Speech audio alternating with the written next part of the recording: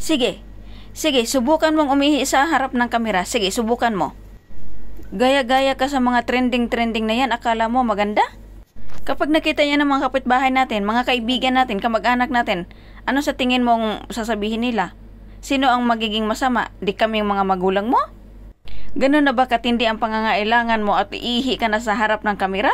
Hindi mo na kami binigyan ng kahihiyan?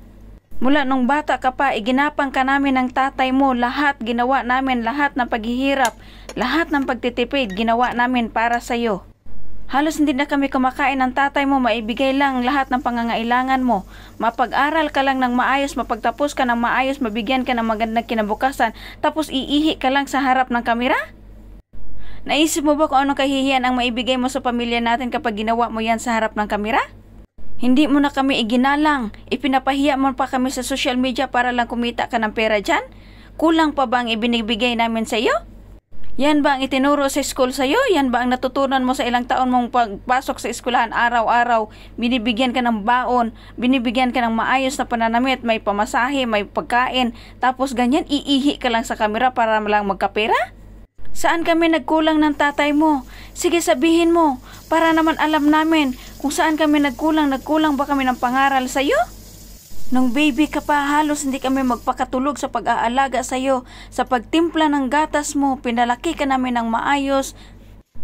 Pinag-aral sa magandang eskwelahan, binigyan ng magandang kasuotan, masasarap na pagkain. Tapos ngayong malaki ka na, may pinag-aralan ka na? Iihi ka lang dyan sa kamera? Wala ka na bang ibang naisip na paraan para kumita ng pera? Magtrabaho ka, hindi yung iihi ka dyan sa kamera para lang mag-trending ka. Ang sakit sa puso, ang sakit makita ang anak naming pinag-aral namin, ang anak na minahal namin, na ang anak na ibinigay namin ang lahat ng pangangailangan. Ganyan lang ang isusukli mo sa amin? Kahihiyan? Anong sasabihin ng ibang tao sa aming mga magulang mo? Sasabihin nila hindi ka namin tinuruan ng magandang asal? Hindi ka namin pinangangaralan? Pinabayaan ka lang namin? Lumaki kang ganyan? Inday, tandaan mo, hindi kami naghirap ng tatay mo para lang mapahiya. Pinag-aral ka namin, nagsikap kami ng gusto para balang araw maipagmalaki ka namin at makatulong ka sa pamilya. Pero hindi sa ganitong paraan. Hindi sa harap ng kamera iihi ka lang para mag-viral ka. Huwag mong gagayahin yung mga ginagawa ng ibang tao na para lang mag-viral, na ipapahiya na lang yung sarili, na yung mga hindi na karapat-dapat na gawin sa harap ng kamera ginagawa na para lang mag-viral. Hindi ganon. Kaya naming maghirap ulit, kaya naming gumapang sa lupa para makakain ng maayos. Ang mahalaga sa amin yung dignidad. Yun lang ang kaya nating ipagmalaki sa buong mundo. Yung dignidad natin, yung kagalang-galang tayo, yung karespeto tayo. Hindi yung iihi sa harap ng kamera. Ano bang pumasok sa utak mo at nagkaganyan ka? Nagkulang ba talaga kami? Hindi mo na kami iginalang. Hindi mo na kami binigyan ng kahihiyan.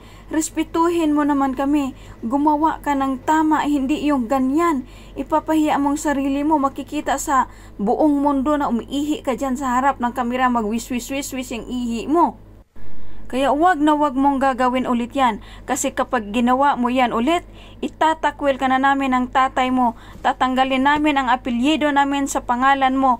Papalitan mo na yung apelyido mo, kung ano apelyido ang ilalagay mo. Gawin mo ng Inday Dina na umihi sa harap ng kamera. Yan na apelyido mo. Nakakahiya ka. Ikinakahiya ka namin kapag ginawa mo yan ulit. Hindi ka na namin papasukin dito sa bahay. Morning, Ma.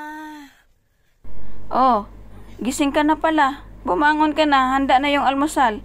Kumain ka na doon. Tagal-tagal mong gumising eh. Kumain ka na, gumaya ka na, maligo.